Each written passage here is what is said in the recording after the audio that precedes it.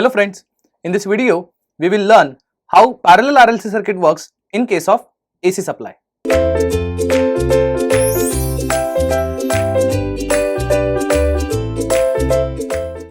Let's see how parallel RLC circuit works in AC circuit.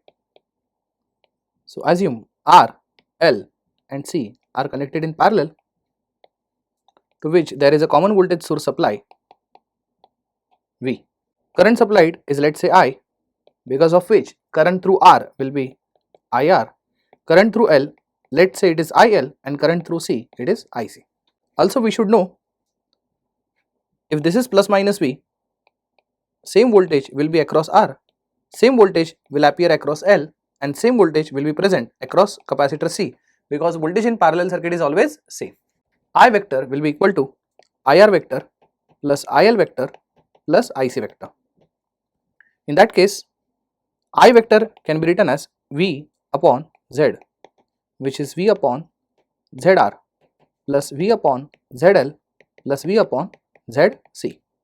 Then V upon Z can be written as V upon ZR is impedance offered by resistor, which can be taken as R, plus V upon ZL is impedance offered by inductor, can be taken as JXL,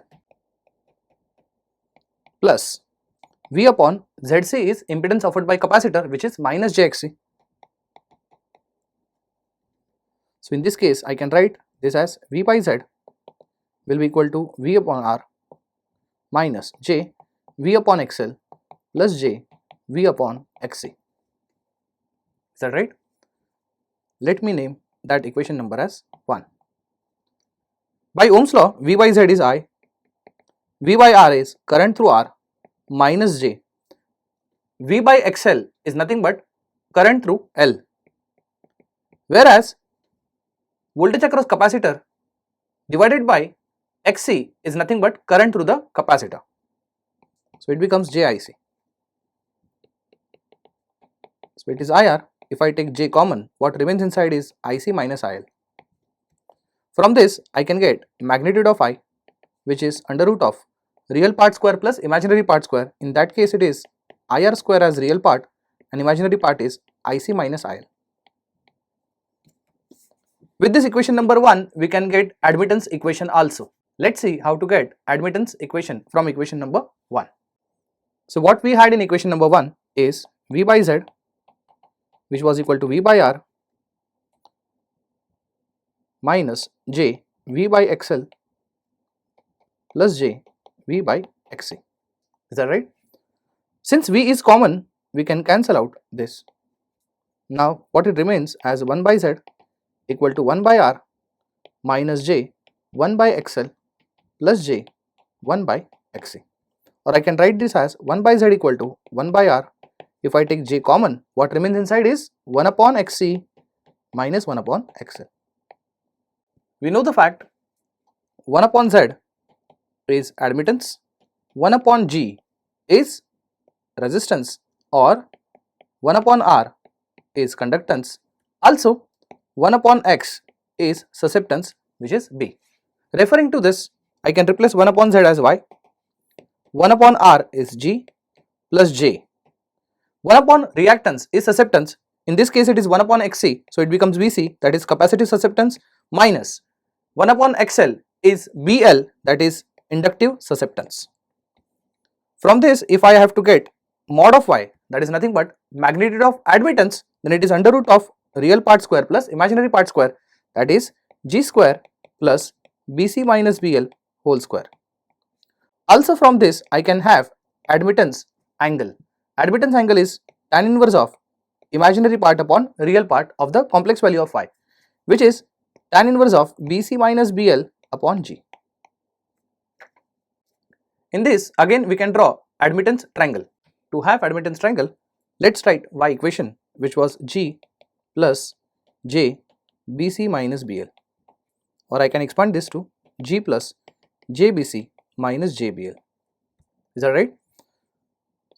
Taking G as the reference, JBC, it means it will be upward vector, and minus JBL indicates it's a lower vector, like this. So the vectors which are opposite in nature, that depends. Now which is more, the resultant vector will go in that side. For example, if BC is more than BL, the resultant vector will be upward. Whereas if BC is lower than BL, then resultant vector will be downward. Let us assume BC is more than BL. In that case, as we have discussed, the resultant vector will be upward. So final triangle can be taken as G. This is BC minus BL, and this becomes the final Y or resultant Y, and of course this is phi. Is that right? After this, if you multiply every side of this triangle by voltage, then what I'll get is current triangle.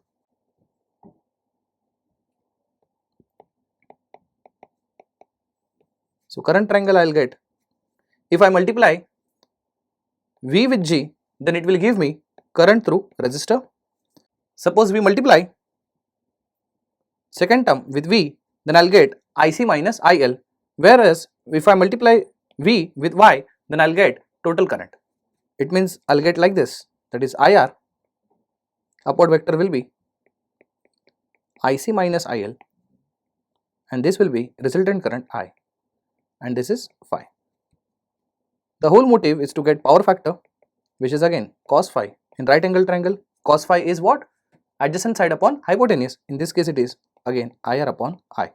So as we have discussed in last two lectures, that is parallel RL circuit and parallel RC circuit, I told you that irrespective whether it is parallel RL, parallel RC or parallel RLC, power factor is going to remain same, that is IR upon I.